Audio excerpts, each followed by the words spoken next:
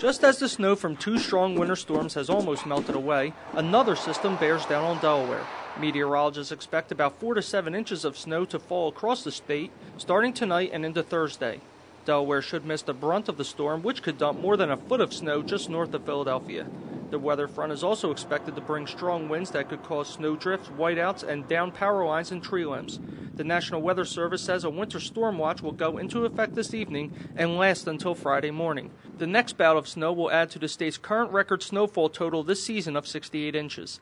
Stay with Delaware Online for complete information on the latest winter weather, along with possible cancellations and school closings. I'm Damian Chiletto.